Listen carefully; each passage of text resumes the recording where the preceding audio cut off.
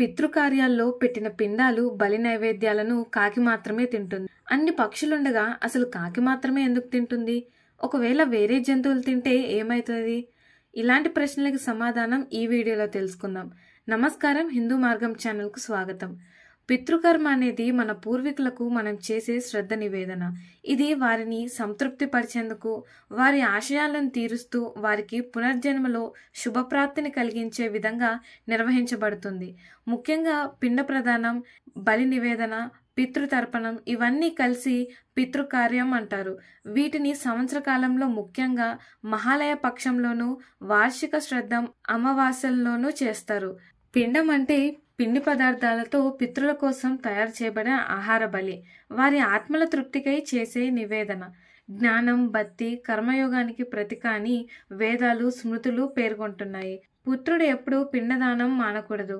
భౌతిక శరీరం విడిచిన తర్వాత వాయువు రూపంలో ఉన్నవారు వారికి భౌతిక ఆహారం అవసరం లేదు, కానీ సూక్ష్మ రూపంలో ఆహార దానం చేయడం వల్ల తృప్తి చెందుతారు, ఆత్మశాంతి పొందుతుంది, కర్మబంధాలు పరిహరించబడతాయి, మన కుటుంబానికి శుభం చేకూరుతుంది.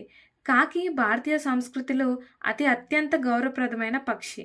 పితృకార్యాలయాల్లో కాకి తినడం ద్వారా శ్రద్ధ సిద్ధించిందని భావిస్తారు.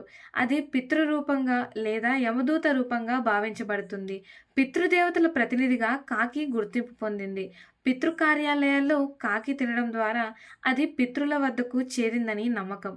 కాకిని నేరుగా పితృరూపంగా పిలవకపోయినా వాళ్ళ తరపున ఆహారం తీసుకునే వాహనంలా లేదా పాసు సూత్రంగా భావించబడింది. పితృకార్యాలయాల్లో కాకి తినడం ద్వారా పితృలకు తృప్తి చెందినట్లు భావిస్తారు. మన పుణ్యఫలాలు వారికి చేరుతాయని నమ్మకం.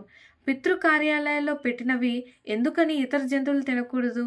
మామూలుగా కుక్క, పాము, పిల్లి వంటివి శ్మశాన జీవులు, వాటిని తినడం శుభం కాదని భావన. పిచ్చుక, చిలుక లాంటి జంతువులు సాధారణమైనవి.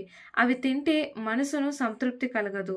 పితృదేవతలు ఒకే మార్గంగా కాకిలో ప్రవేశిస్తారని, కాకి పితృకార్యాల్లో పెట్టినవి తినడం వల్ల అది పితృల వద్దకు చేరిందని నమ్మకం. శ్రద్ధ రోజున పిండం సమర్పించిన తర్వాత కాకిని పిలుస్తారు. కాకి వచ్చి తింటే శ్రద్ధ ఫలించిందని భావన. తినకుండా వెళ్తే పితృలు ఇంకా సంతృప్తి చెందలేదని భావిస్తారు. ఈ సంప్రదాయం సూక్ష్మ శక్తుల తత్వాన్ని సూచిస్తుంది. కొన్ని ఆలయాల్లో కాకి బలి ప్రత్యేకంగా చేయబడుతుంది. శనివారం నాడు కాకులకు అన్నదానం, పితృశాంతి మార్గం, అన్నపిండాలు సిద్ధం చేసిన తర్వాత మట్టి వాటిలో పూజ చేసి వత్తులు వెలిగించి పితృల పేర్లతో కాకిని ఆహ్వానించి పిండం సమర్పిస్తారు. కాకి రాకపోతే శాపమని, ఇతర పక్షులు తింటే శ్రద్ధ లెక్కలోనికి రాదని, కాకులకు ఎక్కువ అన్నం పెట్టాలని అంటుంటారు. కాకి రాకపోవడం పర్యావరణ మార్పుల వల్ల కూడా కావచ్చు. మన మానసిక విశ్వాసమే శ్రద్ధ ఫలాన్ని నిశ్చయిస్తుంది. ఇతర పక్షులు తిన్నా భక్తియోగం ఉంటే ఫలితం దొరుకుతుంది.